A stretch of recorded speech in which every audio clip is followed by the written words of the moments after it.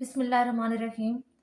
Today we are going to start our lecture about the topic how to prepare English for MD-CAT. हम entry test की तैयारी के लिए बहुत ज़्यादा परेशान होते हैं, हम ओवर स्ट्रेस हो जाते हैं कि हम तैयारी कैसे करें, हम किस तरह पढ़ें।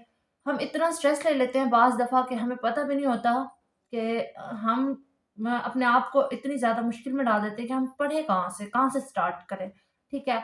और ये तब होता है जब आप एफएससी कर लेते हैं, आप तब इसके बारे में सोच रहे होते हैं, ठीक है? आपके गोल्स ही सेट नहीं होते। आप देखते हैं हमारे फर्स्ट ईयर, सेकंड ईयर में अच्छे मार्क्स आ गए हैं, इसी वजह से हमें एमडी कैट को ट्राई करना चाहिए, हमें एंट्री टेस्ट देना चाहिए, हमें मेडिकल की फील्ड में जाना चाहिए।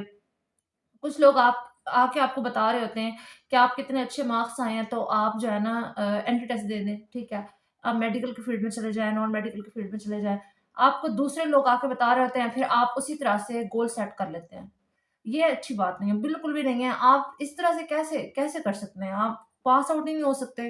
देखिए ना, एंट्री टेस्ट के लिए, एमडी कैट के लिए सबसे पहले आपको ऐसा नहीं है कि आप एफएससी के बाद सोच रहे हैं, अब अच्छे मार्क्स आ गए हैं तो हम टेस्ट दे देते हैं, ट्राई कर लेते हैं, ठीक है? लकीली कुछ लोग पास हो जाते हैं और कुछ नहीं हो सकते, ठीक है? ये आपकी फील्ड के लिए बिल्कुल भी बेस्ट नहीं है। इस तरह से बिल्कुल भी तैयारी नहीं होती, ना ही ये तरीका है कोई कि आप इस तरह से अपने गोल्स को सेट कर रहे हैं, आप इसी तरह से आके बस एक पॉइंट पे आके आप कहते हैं हमने ये करना है। नहीं, इस चीज़ के लिए आपका माइंड सेट मैट्रिक लेवल से होना चाहिए। मैट्रिकुलेशन से ही आप अपने माइंड को सेट कर लें कि आपने आगे बनना क्या है, आपने क्या करना है। आपका गोल सेट होगा तभी आप उसके अकॉर्डिंग मेहनत कर पाएँगे, उसके अकॉर्डिंग तैयारी कर पाएँगे। आपका गोल ही सेट नहीं था, आपको पता ही नहीं है आपने करना क्या है, ठीक है? जब तक आपका गोल जस्टिफाई नहीं है, तब तक आप अपनी मीन्स के लिए तैयारी कैसे कर सकते हैं, ठीक है ना? सबसे पहले आपको अपना गोल सेट पहले से होना चाहिए। आपने स्टार्ट कहाँ से करनी है, आपने स्टडी कहाँ से करनी है, आपने स्टडी एफएससी से स्टार्ट करनी है। अब बेसिक लेवल से फर्स्ट लेक्चर से स्टार्ट करनी है। आपका माइंड पहले से सेट होना चाहिए, चाहे आपके मैट्रिक में इतने अच्छे मार्क्स नहीं रहे, आप फर्स्ट डिवीजन पे मतलब या इस तरह से थे। मैंने बहुत सारे लोगों को देखा है जो मैट्रिक में इतने अच्छे मार्क्स नहीं ले पाए, लेकिन वो एफएससी में टॉप लेवल पे चले गए, ठीक है? उनको मोटिवेशन की ज़रूरत होती है और ऐसा भी होता है कुछ लोग चल पड़ते हैं, वो ज़्यादा मेहनत करना शुरू कर देते हैं, थोड़ी-थोड़ी मेहनत से वो आगे चले जाते हैं, ठीक है? तो आपने परेशान नहीं होना कि आपके मैट्रिक में कितने मार्क्स हैं, अब आप एफएससी में आए हैं, तो एफएससी भी आपके पास बहुत अच्छा चांस होता है, ठीक है? अब मैट्रिक में भी बाज़ दफ़ा ऐसे लोग होते हैं जो मैट्रिक के बाद आके सोचते हैं हमने आगे करना क्या है? अब अच्छे मार्क्स आ गए तो मेडिकल कर लेते हैं, नहीं, अपना पहले वो इंटरेस्ट जिसमें आप जो जिस सब्जेक्ट में आपका इंटरेस्ट है, पहले वो देखें। आपको मैथ में आप कॉम्पिटेंट हैं, आप मैथ रखें। आप बायो में कॉम्पिटेंट हैं, आप बायो रखें। अपने ज़हन को पहले फ़ोकस लें कि आप कौन-से सब्जेक्ट में अच्छे हैं और कौन सब्जेक्ट में आप अच्छे मार्क्स ले सकते हैं, कौन सब्जेक्ट में आप आगे जा सकते हैं, कौन-सी फ़ील्ड आपके लिए बेस्ट है, ठीक है? अच्छा, अब आपने फर्स्ट लेक्चर से ही स्टार्ट करना है, किस तरह स्टार्ट करना है? हम लोग क्या करते हैं, हम लोग अगर हमारा गोल सेट भी था, हमने पहले से ही सोच रखा था कि हमने बनना क्या है, तो भी हम 2 साल जो एफएससी के हैं, उसमें सिर्फ़ मार्क्स लेने पे फ़ोकस करते हैं कि हमने मार्क्स लेने हैं, हमने टॉप करना है, हमने फर्स्ट पोज़ीशन लेनी है क्लास में, हमने अकेडमी में टॉप करना है, हमने कॉलेज में टॉप करना है, हमने इसी चीज़ में अपना टाइम वेस्ट कर लेते हैं, ठीक है? हम ये सोचते नहीं हैं कि अगर हम सिर्फ मार्क्स के लिए कोशिश कर रहे हैं, तो हमारी बहुत सारी चीज़ें छूट जाती हैं। हम कहते हैं एंट्री टेस्ट को हमने एंड पे रख दिया। जब हमारे एफएससी में अच्छे मार्क्स आ जाएँगे, तब हम एंट्री टेस्ट को देखेंगे। नहीं, अच्छे मार्क्स नहीं भी आते, कुछ लोग ऐसे भी होते हैं जो उनके अच्छे मार्क्स नहीं होते। एफएससी में ऐसा नहीं होता कि मतलब वो टॉप लेवल पे ठहरे होते हैं, लेकिन फिर भी वो एंट्री टेस्ट क्लियर कर लेते हैं। वो क्यों कर लेते हैं? क्योंकि वो मार्क्स के लिए नहीं पढ़ते, वो कांसेप्ट के लिए पढ़ते हैं। जब आप कांसेप्ट के लिए पढ़ेंगे, तब आपकी स्टडी इतनी अच्छी होगी कि आपको टेंशन नहीं होगी। आप एंड पे थोड़ी-सी तैयारी करेंगे तो आप एंट्री टेस्ट को क्लियर कर लेंगे। कांसेप्ट क्लियर करना, इन सब चीज़ों के बारे में मैं आपको आज बहुत डिटेल से बताऊँगी। कौन-कौन से पॉइंट्स हैं जो हम छोड़ देते हैं, कौन-कौन सी चीज़ें हैं जो हमारी रह जाती हैं। एट द एंड हम क्या करते हैं फिर वो इतनी ज़्यादा टेंशन ले रहे होते हैं कि हमें क्या करना है। हमें पता भी नहीं होता हम किस तरह से तैयारी करें, ठीक है? हम फिर डिपेंडेंट हो जाते हैं मतलब अकेडमी के ऊपर, ठीक है? जिस अकेडमी में हमारी तैयारी होती है, टोटली डिपेंडेंट हो जाते हैं। टोटली डिपेंडेंट नहीं होता, वो हमें रिव्यू कराते हैं, हमें रिवाइज़ कराते हैं, हमारे वही कांसेप्ट जो हमने पहले से लिए हुए हैं। जिनको पहले से कांसेप्ट नहीं होता, उनके लिए बहुत ज़्यादा मुश्किलात होती हैं। उनको पता भी नहीं होता उन्होंने पढ़ा क्या है। बस उन्होंने वो रट्टा लगाया था और पास आउट कर लिया था एफएससी को। अब वो एंट्री टेस्ट में तो टोटली कांसेप्ट होता है, ठीक है? तो आज मैं आपको पॉइंट टू पॉइंट सारी चीज़ें बताऊँगी, जो-जो चीज़ें मैंने नोटिस की हैं सेल्फ असेसमेंट से कि कौन-सी चीज़ें ब्रेनस्टॉर्मिंग से कौन-सी चीज़ें होनी चाहिए, जो कि नेग्लेक्ट करते हैं। तो नेग्लिजेंसी की वज़ह से ही वो ये चीज़ें रह जाती हैं, जिसकी वज़ह से वो फिर पास आउट नहीं कर फेलियर का शिकार हो जाते हैं, ठीक है? फर्स्ट पॉइंट ये होता है हमारा, highlight every points during lesson. आप फर्स्ट लेक्चर में बैठे हुए हैं, ठीक है?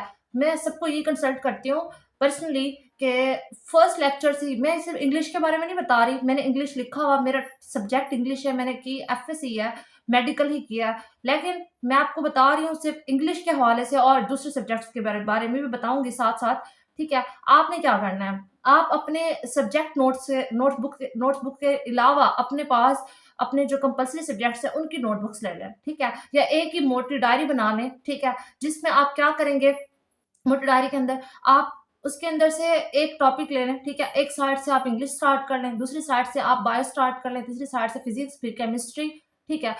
ये आप क्या करेंगे, उसके ऊपर नोट्स बनाएँगे। नोट्स किस तरह बनाने हैं? सबसे पहले आपने जो टेक्स्ट बुक है, जो भी बुक आप पढ़ रहे हैं, जो भी बुक आपको अकेडमी में पढ़ाई जा रही है, टीचर्स जो होते हैं वो बहुत कॉम्पिटेंट होते हैं, वो आपको जो पॉइंट्स बताते हैं, उनका एक्सपीरियंस होता है, वो अपने जो पॉइंट्स बताते हैं, तो आप उन अपने जो बुक के ऊपर जो आपको बताया जा रहा है वो नोट करें, ठीक है? आपको एक टॉपिक पढ़ाया आज टीचर ने फर्स्ट डे से, जो लेक्चर आपको पढ़ाया वो पॉइंट्स आपने हाइलाइट करने हैं, ठीक है? हाइलाइट करने के बाद वो जो पॉइंट्स थे, जो आज आपने लेक्चर अटेंड किया है, जो आपने आज सीखा है, ठीक है?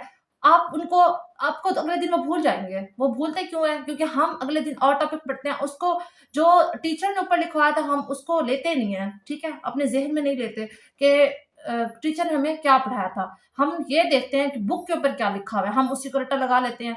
अगले दिन हम वही as to as, word to word हम वही लिख लेते हैं, ठीक है? हमने मार्क्स लेना होते हैं, फिर हमने कितना याद किया, हमारी किताब के अंदर से कोई मिस्टेक ना आए। हम ये नहीं सोचते हैं कि हम कंट्रीब्यूट कर लें, जो टीचर ने पॉइंट्स बताए उनको भी शामिल कर लें, ठीक है? आप उसके लिए करना क्या है?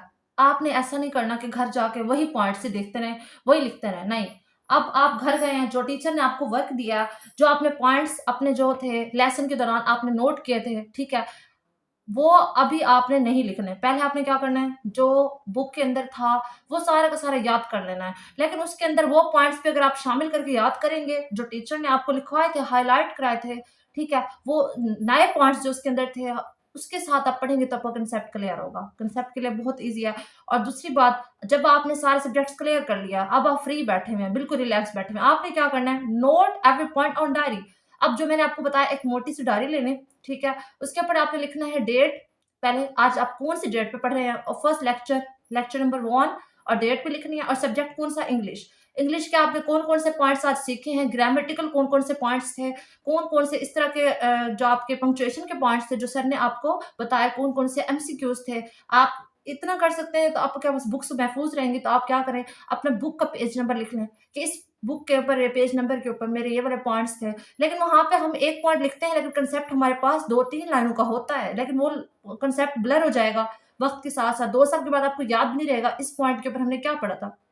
तो उसी पॉइंट को आप फिर वहाँ पे जो-जो आपके पास कांसेप्ट था, उस पॉइंट को थोड़ा-सा डिटेल में राइट कर लें अपने पास, ठीक है? वो आपका नोट्स बन जाएँगे, नोट्स स्टार्ट हो जाएँगे। फर्स्ट डे से अपने नोट्स स्टार्ट करें। किस तरह स्टार्ट करें मैंने बता दिया आपको, बहुत मोटी-सी अपने पास एक डायरी बना लें, और फर्स्ट लेक्चर से ही जो-जो आपको इम्पोर्टेंट चीज़ें मिली हैं। एक और बात, सबसे इम्पोर्टेंट बात, ठीक है? ये आपने जो नोट्स बनाए हैं, आप एक साइड पे मैंने बताया आपको इंग्लिश लिखे हैं, दूसरी साइड पे आप क्या लिखेंगे, बायो, फिज़िक्स, केमिस्ट्री। अब आपने क्या किया, वो नोट्स जो थे आपके पास, जो नोट था, जो आपको हाइलाइट कराया गया था, वो आपने नोट कर लिया, और जो कांसेप्ट था वो भी साथ में लिख लिया, ठीक है? अब तीसरी बात पे क्या करना है, कांसेप्ट इज़ इम्पोर्टेंट। कांसेप्ट किस तरह से इम्पोर्टेंट है, देखिए ना, आपने ऐसा नहीं करना कि रट्टा लगा लिया, आपको कोई चीज़ समझ नहीं आई क्लास में, अब हम क्या करते हैं, हम पूछते नहीं हैं। फर्स्ट डे से आपने क्या करना है, पूछना है। आपने फर्स्ट डे से सर से, टीचर से, जो भी है आपके प्रोफ़ेसर्स हैं, आपने उनसे कंसल्ट करना है, पूछना है, ये पॉइंट हमें समझ नहीं आया सर, ये किस तरह करना है, ये किस तरह करना है। आप क्वेश्चनिंग से सीखते हैं। आप क्वेश्चनिंग नहीं करेंगे तो आप नहीं सीख सकते। क्वेश्चनिंग मस्ट है आपके समझने के लिए, अंडरस्टैंडिंग के लिए, कांसेप्ट के लिए। जितने ज़्यादा आप सवाल करते हैं, उतनी ज़्यादा आपकी ब्रेनस्टॉर्मिंग होती है, आपके ज़हन में चीज़ें ठहरना शुरू हो जाती हैं। आप बहुत अच्छे से मतलब कांसेप्ट क्लियर कर सकते हैं अपने। वो किस तरह से करेंगे, आप हर एक लफ्ज़ पे जो भी आपको समझ नहीं आया, आप कंसल्ट करें, आप पूछें, आप क्वेश्चनिंग करें। क्वेश्चनिंग से आपके कांसेप्ट क्लियर होते हैं, और आप बैठे हुए हैं, आपने टॉपिक है आपके पास, आप टॉपिक जो आप पढ़ रहे हैं, ठीक है? कोई भी टॉपिक है, आप पढ़ रहे हो, आप उस टॉपिक को ऐसा नहीं है आप उसको एज़ टू एज़ रट्टा लगा लें, बस आप रट्टे लगा रहे हैं, लगा रहे हैं, लगा रहे हैं, नो, ये अच्छी बात नहीं है। आपने क्या करना है, एक दफ़ा पूरे पैराग्राफ को पढ़ लें। पूरा पढ़ने के बाद आप देखें आपके ज़हन में क्या-क्या चीज़ें आ गई हैं, आपने कौन-कौन सी चीज़ें क्लियर कर ली हैं। अच्छा, किस तरह से अब आपके पास वो क्या बन जाएँगे? नोट्स बन जाएँगे। आपके पास वो नोट्स होंगे, आप उन नोट्स से बहुत ज़्यादा बेनिफिट्स आपको हासिल होंगे। कंसेप्ट क्लियर करेंगे, आपको जो मैंने बताया आप हर पॉइंट को डेली का क्या करेंगे? नोट करेंगे, ठीक है? अपनी डायरी में। लेक्चर वाइज़, डेट वाइज़ आप उसका जो कंसेप्ट आपको टीचर ने दिया उसको नोट करेंगे। बैठकर आप ये नहीं है एफएससी ऐसा नहीं है कि आप उसमें हर तरह की एक्टिविटीज़ में हिस्सा ले रहे हैं, आप अपनी पढ़ाई से हट गए हैं। आप टॉपिक से हट गए हैं और थोड़ा-सा जो टाइम आपके पास बचता है, आप पढ़ाई को वो दे रहे हैं, नहीं, बिल्कुल भी नहीं।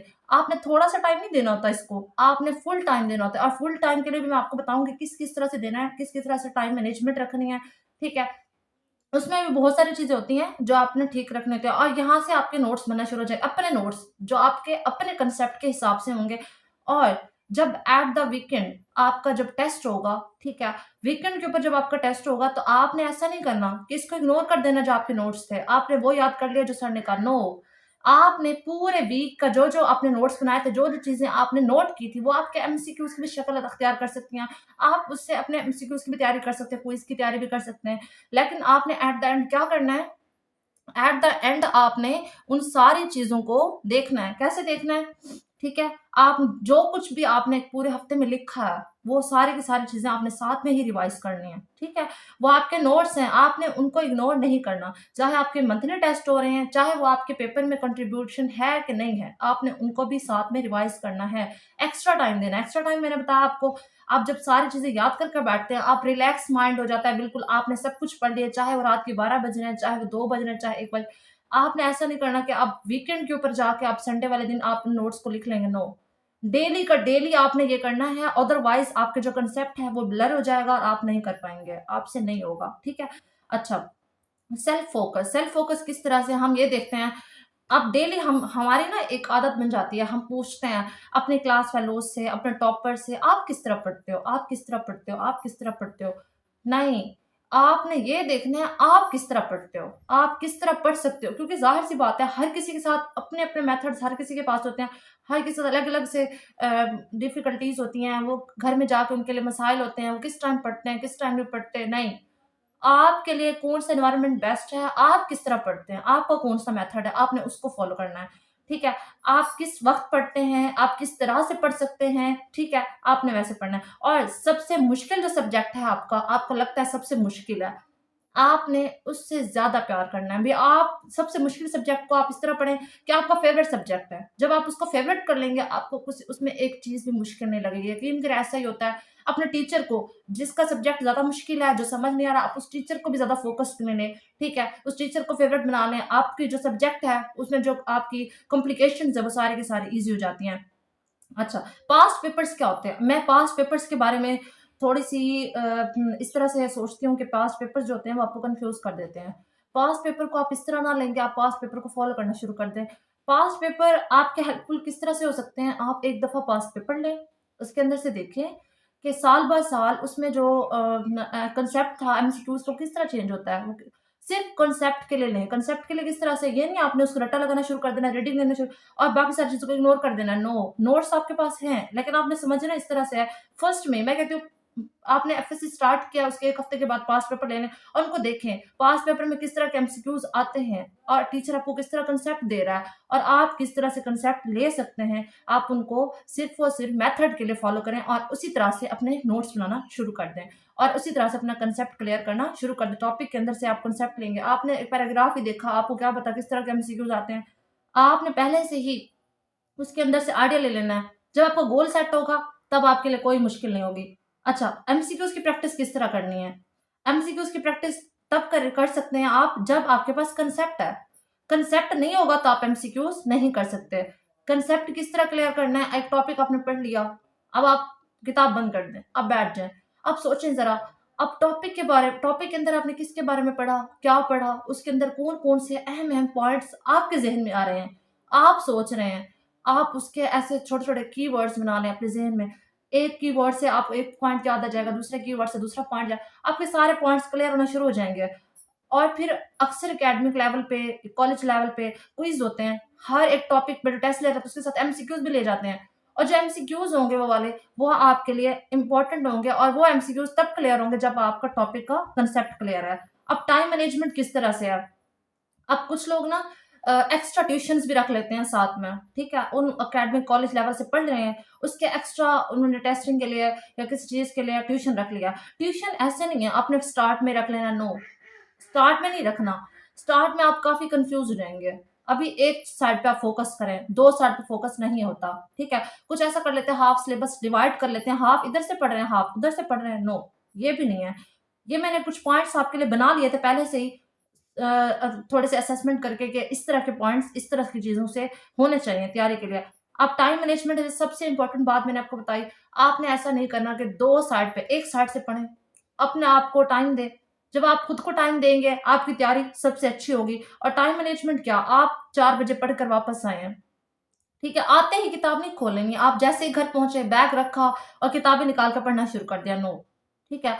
आपने पहले अपने आप को फ्रेश करना है। फ्रेश किस तरह करना है? थोड़ी देर के लिए सो जाएँ, थोड़ी देर के लिए रेस्ट ज़रूरी है। जब सो जाएँगे, आप घंटे बाद उठे हैं, 2 घंटे बाद बस आप अलार्म लगा लें, 2 घंटे के बाद उठ गए हैं, क्योंकि आपने रात को देर तक पढ़ना है। उसके लिए आपने 2 घंटे, आप 2 बजे आए हैं, 2 घंटे के लिए सो जाएँ खाना खा के। जब 2 घंटे आप सो गए, उसके बाद आप उठे हैं, ठीक है? खाना खाने के बाद 2 घंटे खाना खा के सोए हैं। उठकर खाना खा के फिर पढ़ने नहीं बैठना। खाना खाने के फ़ौरन बाद जब आप पढ़ने बैठते हैं, आपको नींद आती है, आपसे पढ़ाई नहीं होती। आप फिर बैठ गए पढ़ने, अब पढ़ने बैठे, अब सबसे मुश्किल सब्जेक्ट आपको लगता है, वो उठा लें, उसको पढ़ लें। आपने फिर टाइम अपना बना लेना है, स्टॉप वॉच ऑन कर दें, मैंने 2 घंटे इस सब्जेक्ट को देने हैं, 2 घंटे उस सब्जेक्ट को देने हैं, मैंने 12 बजे तक पढ़ना है, मैंने इन-इन सब्जेक्ट की तैयारी करनी है। और स्कूल में भी, कॉलेजेस में भी आपके पास टाइम होता है बाज़ दफ़ा, हम उस टाइम को अवेल नहीं करते। आपने उस टाइम को भी वेस्ट नहीं करना। ये नहीं है आप वहाँ पे अपने आप को टाइम ना, थोड़ी-सी ब्रेक ना करें। वो करने के बाद आपने, जैसे उर्दू है हमारी, ठीक है, इस्लामियात होती है हमारी, मुतालिआ पाकिस्तान होता है हमारा सेकंड ईयर में, तो आपने उन चीज़ों को जो ईज़ी है, आपने वो उनको कॉलेज में ही तैयार कर लेना है। कॉलेज में उन चीज़ों को तैयार किया जा सकता है। वो अगले दिन का जो वर्क है, आपने फर्स्ट डे में उसी दिन वहीं पे कर लेना है, ठीक है? और जो बाकी चीज़ें हैं, वो आके घर आके आपने तैयार करनी है। वो मैंने बताया आपको, 2 घंटे का रेस्ट करें खाना खा के, फिर उसके बाद जब आप उठें, ठीक है, फ्रेश हो जाएँ, उसके बाद आपने थोड़ी-सी आप कॉफ़ी ले लें, कॉफ़ी पी लें। मैं कहती हूँ स्टूडेंट्स को कॉफ़ी पीनी चाहिए। स्टूडेंट्स जब कॉफ़ी पीते हैं, उनका जो माइंड है बहुत अच्छे से वर्क करता है, तो वो फिर अच्छे से तैयारी भी कर सकते हैं, ठीक है? आप उसके बाद पढ़ने बैठ जाओ, आपको नींद भी नहीं आएगी। 2 घंटे आपने स्टॉपवॉच ऑन कर दी, आपने केमिस्ट्री करनी है। 2 घंटे आपने बायो करनी है, 2 घंटे आपने फिज़िक्स करनी है, 2 घंटे आपने इंग्लिश करनी है। और उन 2 घंटे के अंदर आपने 2 घंटे कंप्लीट एक सब्जेक्ट के लिए रखे हुए हैं। ये नोट्स भी आपके उसी 2 घंटे में आते हैं, ये देख लें। आपने 2 घंटे इंग्लिश कर लिया, 2 घंटे में आपके आधे घंटे में होगी इंग्लिश। लेकिन आपने 1.5 घंटा जो आपके पास है, वो इंग्लिश का ही है। उसमें आप नोट्स बनाएँ, जो सर ने आपको अहम पॉइंट्स बताए हैं वो हैं। अगर वो नहीं भी बताए, तब आप खुद ग्रामर खोल के बैठ जाएँ, आपने कुछ पॉइंट्स अपने बना लें, ठीक है? कुछ पंक्चुएशन देख लें। आपका जो अपना पैराग्राफ है, उसके अंदर से देखें आपको कौन-कौन सी चीज़ें समझ आती हैं। आपको उसके अंदर से ग्रामेटिकल चीज़ें समझ आएँगी, आपको उसके अंदर से जो है ना वो पंक्चुएशन समझ आएगी। आप खुद वहाँ से कुछ सीखना शुरू कर दें, खुद करना शुरू कर दें। 1.5 घंटा आपने इंग्लिश को ही देना है। अगर इतना ना सही, तो आप यूट्यूब पे चले जाएँ, आप वहाँ से अपने टॉपिक के रिलेटेड कुछ चीज़ें सर्च करें और अपने जो डिफ़िकल्टी आपको फ़ील होती है इंग्लिश में, आप वो देखें, उनको क्लियर करें, ठीक है? आपने स्टार्ट से देख लेना है, समझ लेना है कि इंग्लिश में या बायो में कौन-कौन सी चीज़ें हैं जो आपको डिफ़िकल्ट लगती हैं, आपने उनको आसान बनाना है। अच्छा, उसके बाद क्या है, डिसिप्लिन। डिसिप्लिन कैसे, मैंने बताया आपको, डिसिप्लिन यही है कि आपने 2 घंटे आपने मैनेजमेंट किस तरह करनी है। आप कॉलेज गए, अब एक और बात सबसे अहम डिसिप्लिन में आती है। अच्छा, रात को 12 बजे तक पढ़ लिया आपने, अब सो गए, ठीक है? 12 बजे के बाद आप फ़ौरन से सो गए। अब जब आपने फिर क्या करना है, 12 बजे के बाद जब सोए हैं, ये नहीं आप सुबह उठे, बैग उठा के ले आए, फिर स्कूल बैठे हुए हैं, फिर आपको सारी चीज़ें भूल जाती हैं, ऐसा नहीं करना। आप 5 बजे उठ जाएँ, 5 बजे का अलार्म लगा लें, फिर उठ जाएँ। फिर जो चीज़ें आपने याद की हैं, उन सारी चीज़ों को रिवाइज़ करें। सिरे से फिर से रिवाइज़ करें। जब आप रिवाइज़ कर लेते हैं ना, यकीन करें वो चीज़ें आपको कभी भी नहीं भूलती। वो आप फिर जितनी भी कोशिश कर लें, वो चीज़ें आपको बिल्कुल भी नहीं भूलती। एक दफ़ा देखेंगे फिर याद हो जाएँगी, ठीक है? और दूसरे जो सब्जेक्ट्स हैं, मैंने वो दूसरे सब्जेक्ट्स कंपल्सरी सब्जेक्ट्स हैं आपके, जो आपके टेस्ट में शामिल होते हैं, उनको भी इग्नोर नहीं करना, उनको भी साथ लेकर चलना है, ठीक है?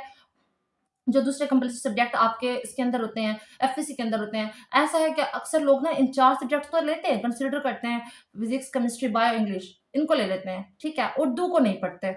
उर्दू को ना पढ़ने की वजह से उनके जो ओवरऑल मार्क्स हैं वो कम हो जाते हैं, ठीक है? वो इंटर में तो नहीं है, लेकिन आपके मार्क्स में तो है ना।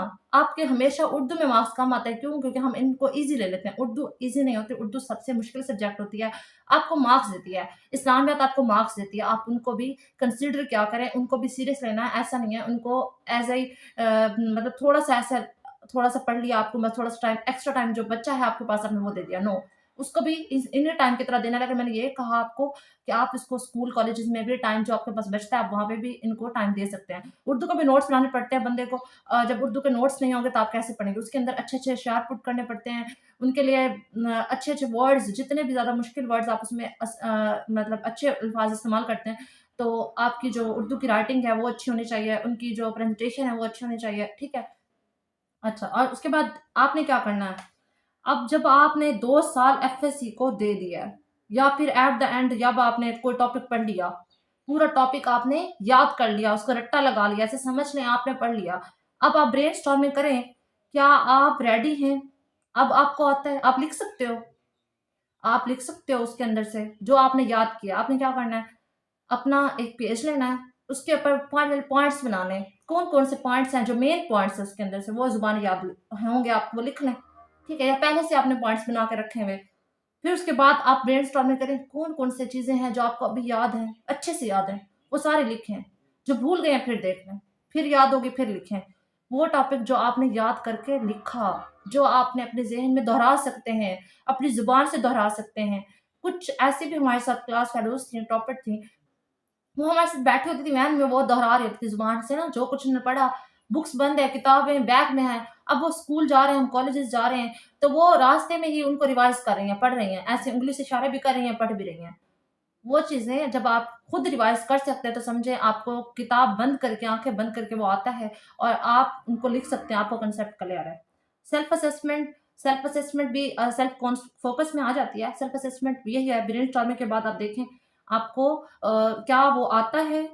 क्या आप उसके लिए तैयार हैं? क्या आप इंट्री टेस्ट के लिए तैयार हो रहे हैं? क्या आपकी तैयारी हो रही है? क्या आज का जो दिन है, जब आप जा रहे हो टेस्ट देने, आप कॉलेज जा रहे हो, क्या आपने जो कल पढ़ा था वो सारा कुछ आपको तैयार है? आपने ये देखना है। अच्छा, नेक्स्ट हमारे पास आ जाती है, अच्छा, हम क्या करते हैं, बाज़ दफ़ा सब्जेक्टिव को देख रहे होते हैं लेकिन ऑब्जेक्टिव को नहीं देखते। ठीक है? आपने सब्जेक्टिव और ऑब्जेक्टिव दोनों को टाइम देना है, बराबर टाइम देना है। सब्जेक्टिव आप जब करेंगे अच्छे से तैयार, ऑब्जेक्टिव भी हो जाएगी। लेकिन ऑब्जेक्टिव के लिहाज़ से अपने ज़हन को असेसमेंट करनी है, अपने माइंड की असेसमेंट करनी है कि आप ऑब्जेक्टिव के लिए तैयार हैं। क्या आपके ऑब्जेक्टिव जो है ना वो तैयार हो रही है या नहीं हो रही? अब आपके पास जो नोट्स होते हैं उनको भी आपने छोड़ना नहीं है। नोट्स किस तरह से, अब देखें, नोट्स जो होते हैं ना आपको जो प्रोवाइड किए जाते हैं, उन नोट्स को भी देखना है आपने, क्योंकि उसमें अहम बहुत ही इम्पोर्टेंट चीज़ें होती हैं, जो टीचर्स जो होते हैं वो उसके अंदर ऐड करके आपको दे रहे होते हैं कि आप उससे तैयारी करें, ठीक है? उन नोट्स को भी आपने देखना है, ये नहीं देखना कि हमारे पास अपने नोट्स हैं, हम इसको क्यों देखें? हाँ, अपने नोट्स को पहले देखें, फिर उसके बाद इसको देखें। आई होप सो जो भी आपने अपने नोट्स बनाए हैं वो और ये चीज़ें सेम होंगी, क्योंकि आपको सर हमेशा फर्स्ट लेक्चर से बताते रहे हैं, ठीक है? ये बात कब होगी, जब एट द एंड आपके पास सारे नोट्स हैं, लेकिन आपको साथ-साथ भी नोट्स प्रोवाइड किए जाते हैं। अच्छा, आप ये सोचते हैं जब एंट्री टेस्ट की तैयारी करने के लिए आप ठहरे होते हैं, आपने एफएससी कर लिया, कौन-सी किताब से स्टडी करें? और भई कौन-सी किताब से, मैंने ऐसे लोगों को भी देखा जिनके अपने नोट्स हैं, वो घर बैठे उन्होंने तैयारी की और पास आउट हो गए, ठीक है? आपको हर किताब नहीं उठानी, आपको अपनी किताब उठानी है, जो आपने पूरा साल पढ़ी है। 2 साल आपने वो किताबें पढ़ी हैं, उन किताबों को छोड़ के आप एक्स्ट्रा किताबें ले लेते हो, फिर आपका माइंड जो है ना वो ट्रबल में चला जाता है, आप टेंशन लेते हो, ठीक है? Don't put your mind in troubles. अपने दिमाग को इतना ज़्यादा ना उलझाओ कि आपको जो कुछ आता था वो भी भूल जाए। एट द एंड ऐसे ही होता है, जब वो एफएससी कर लेते हैं उसके बाद वो सोचते रहते हैं हमने कोई और किताबें लेनी है, और किताबों से पढ़ना है। और कौन-सी किताबें लेनी है? जो 2 साल आपने पढ़ी है वो किधर जाएँगी? आप उन किताबों से पढ़ें। उन किताबों को क्यों नहीं लेते? आपने वहीं पे पॉइंट्स बनाए, आपने वहीं से कांसेप्ट लिया, वही किताब होती है, वही कांसेप्ट होता है, वही सारी चीज़ें होती है उसके अंदर, ठीक है? अच्छा, अब जो रिपीटर होते हैं, अब रिपीटर के लिए मेरी एक बहुत अच्छी एडवाइसेज़ हैं। रिपीटर जो होते हैं ना, वो क्या करते हैं, ओवर कॉन्फिडेंट हो जाते हैं। मतलब क्यों? वो ये सोचते हैं कि हमने जो पढ़ा, हमने हमें तो सब कुछ आता है, हमें तो सब कुछ आता है, हम बस कर लेंगे। जब वो किताबें खोल के बैठते हैं ना, तो वो ये सोचते हैं, ये तो हमने कांसेप्ट क्लियर किया हुआ है, ये भी हमें आता है, ये भी हमें आता है। वो टाइम नहीं देते। नहीं, उनको वैसे ही पढ़ना है जो उन्होंने पहले साल किया था। वही मेथड, वही सारी चीज़ें उन्होंने यूज़ करनी है, ठीक है? नेक्स्ट ईयर ऐसा नहीं है कि ये ना इंटरेस्ट क्या होता है आपके लक पे भी डिपेंड करता है। लक पे किस तरह से जिसको जो कुछ आता होता है वो वहाँ पे जाकर कन्फ्यूज़ हो जाता है। कन्फ्यूज़ नहीं होना, ठीक है? कन्फ्यूज़ किस तरह से होता है वो कहता है ये 4 ऑप्शन उसके दिमाग में मिक्स हो गए, क्यों मिक्स हो गए? एक तो उन्होंने रट्टा लगाया एमसीक्यूज़ को जो उनके पास पास्ट पेपर थे उन्होंने अपना कॉन्सेप्ट खो दिया।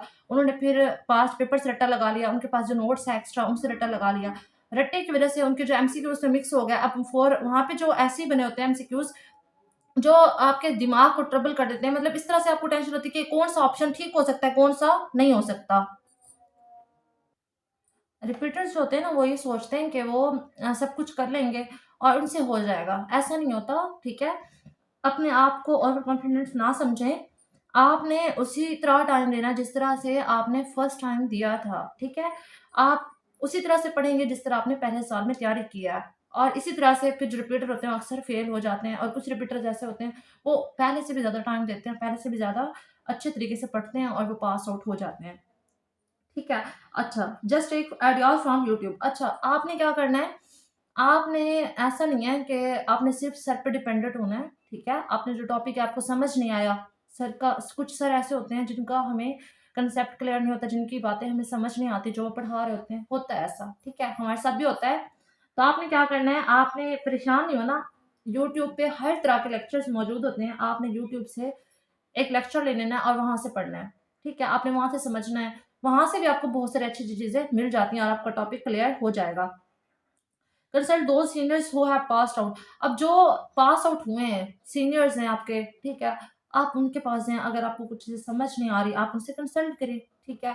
ऐसा भी होता है फर्स्ट ईयर में हैं, आप सेकंड ईयर में आपके टॉपर जाएँ, सेकंड ईयर में जो है आप उनके पास जाएँ। आप एंट्रेंस की तैयारी कर रहे हैं, आप जो-जो पास आउट हुए हैं, टेस्ट पास आउट किया है, उनसे कुछ हिंट्स ले लें, उनसे कुछ टिप्स ले लें, उनसे कंसल्ट कर लें, ठीक है? पेपर किस तरह कुछ लोग ऐसे भी होते हैं, जब हम उनसे कंसल्ट करते हैं, तो हमें डरा देते हैं वो। ऐसी-ऐसी चीज़ें बता रहे थे कि कोई बहुत बड़ी बात है, नहीं, ये कोई इतनी बड़ी बात नहीं है, सिर्फ़ आपके कांसेप्ट पे डिपेंड करता है, आपके दिमाग में अगर कुछ नहीं है, तो कोई और डाल नहीं सकता। आपने स्टार्ट से पढ़ा है 2 साल, अब देखें ज़रा, 2 साल आप एफएससी करते हैं, आप कहते हैं जो 6 महीने आपने टेस्ट की तैयारी की उसमें क्लियर करना है, ऐसा नहीं होता। जो 2 साल आपने पढ़ा है, अगर वो 2 साल का वर्क आपके ज़हन में है, तो 6 महीने में जो आपको चीज़ें रिवाइज़ कराई गई हैं, तो ईज़िली आपके ज़हन में रह जाती हैं और आप पास आउट हो जाते हो, ठीक है? अच्छा, motivate yourself from your goals. आपने फिर जब थक जाते हैं, कुछ लोग होते हैं बहुत जल्दी थक जाते हैं, वे परेशान हो जाते हैं, लूज़ कर लेते हैं कि ये समझ के कि हम नहीं कर सकते, हमसे नहीं होगा। तो फिर आपने क्या करना है, आपने अपने गोल्स को सामने रखना है कि हमने बनना क्या था? हम क्या बनना चाहते थे? जो गोल्स होते हैं वो सोने नहीं देते, जो गोल्स होते हैं आपको लूज़ नहीं करने होने देते, आपको हमेशा ताकत देते हैं, आपको हिम्मत देते हैं, आपको हौसला देते हैं, आप आगे बढ़ सकते हो, आप कर सकते हो, आप ये कर सकते हो। आपने हमेशा अपने ज़हन में ये रखना है, I can do it, I can do it. ये नहीं करना कि मैं नहीं कर सकता। अगर आप कहेंगे मैं नहीं कर सकता, एक दिन आपके ज़हन में ये ख़्याल आया, तो आप समझ लें आपने जो कुछ भी पढ़ा था, जो कुछ भी आपने सोचा था, जो कुछ भी आप बनना चाहते थे, वो सब कुछ खत्म हो गया। ठीक है? आपने अपने गोल्स को सामने रखना है हर वक़्त, जैसे ही आप लूज़ होने लगें, आपने ये सोचना है नहीं, आपने ये बनना है, उसके लिए आपको ये करना पड़ेगा, आपको इसके लिए ये करना पड़ेगा। जब आप अपने गोल्स को सामने रखते हैं, तो आपको वो मोटिवेशन मिलती है, ताकत भी मिलती है, हिम्मत भी मिलती है और बाज़ दफ़ा ऐसा भी होता है हम बीमार पड़ जाते हैं, जिसकी वज़ह से हमारे लेक्चर्स जो होते हैं वो रह जाते हैं, स्किप हो जाते हैं, हमारी छुट्टियाँ हो जाती हैं, ठीक है? आपने क्या करना है, आप फिर अगले दिन गए हैं, आपने ये नहीं सोचना जो स्किप हो गया मैंने पहले उसको देखना है, उसकी टेंशन में आप अगले जो वर्क है, अगला लेक्चर है, आप उसको भी सही तरह से नहीं ले रहे होते, नहीं। आपके 2-3 दिन रह गए हैं, 1 हफ्ता रह गया, आप नेक्स्ट डे गए हैं, जो नेक्स्ट डे आपको पढ़ाया जा रहा है, पहले आप वो लें। और स्कूल में ही, कॉलेज में ही, आपके अकेडमी में ही जो भी आपको टाइम मिला है, थोड़ा-सा टाइम मिला, आप फ्री है, 1 लेक्चर फ्री है या ब्रेक है, तो आपने नोट्स ले लेने हैं। जो आपकी क्लास में टॉपर है, आपके साथ कुछ ऐसे फ्रेंड्स भी होने चाहिए, जो नोट करते हों, इसी तरह से जिस तरह आप करते हो। आप भी उनको साथ मिला लो, ताकि कल को अगर आपकी छुट्टी है, तो आप उनसे नोट्स ले लो। हम भी ऐसा करते थे, जब हम नोट्स बनाते थे, तो हम भी अपने साथ में जो अपनी क्लास फेलोज़ होती थी, उनके साथ बैठ के कुछ लोग ऐसे जैसे हम एज़ टू एज़ नोट करते थे, वो भी करते थे। तो जो हमारी छुट्टी होती थी, हम अगले दिन उनसे नोट्स ले लेते, वैसे नोट कर लेते थे। फिर जब नोट करने के बाद आप उससे पूछे सर ने आपको क्या समझाया था? आप किस तरह समझे थे? आप उनसे समझ लें एक टॉपिक, सारा नहीं, एक टॉपिक, ठीक है? समझ लें। अब समझने के बाद जो चीज़ें आपको फिर भी क्लियर नहीं हो रही, आप सर के पास चले जाएँ, सर से कंसल्ट कर लें, समझ लें, यूट्यूब पे समझ लें। एक्स्ट्रा टाइम देना है। मैंने बताया ना आपको 2 घंटे जो थे, अब 2 घंटे में जो टाइम आपके पास बचा, आपने उसमें उनको टाइम देना है, जो आपके लेक्चर स्किप हो गए थे, जो रह गए थे, ठीक है? वीक पॉइंट अपने खुद ढूँढने हैं, अपने वीक पॉइंट को खुद क्लियर करना है, अदरवाइज़ आपका एंट्री टेस्ट फिर क्लियर नहीं होना, ठीक है?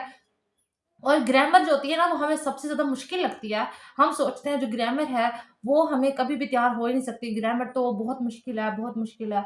ऐसा नहीं होता, ग्रामर इतनी मुश्किल नहीं है जितना आपने बना लिया है, ठीक है? और मैथ को जिस तरह हम समझते हैं, इसी तरह ग्रामर को भी समझते हैं। ग्रामर को कभी भी मुश्किल ना समझें, ग्रामर मुश्किल नहीं होती, ग्रामर रूल्स हैं। आप उन्हीं रूल्स को फ़ॉलो करके पढ़ें, आपको ग्रामर याद हो जाएगी। ग्रामर मुश्किल नहीं है, ठीक है?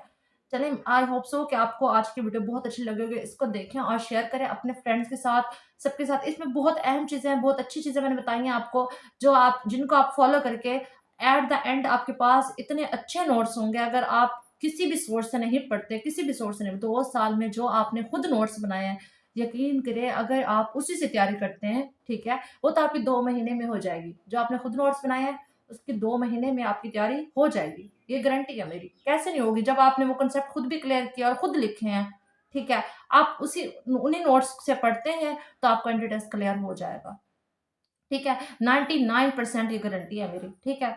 अल्लाह हाफ़िज़, थैंक यू।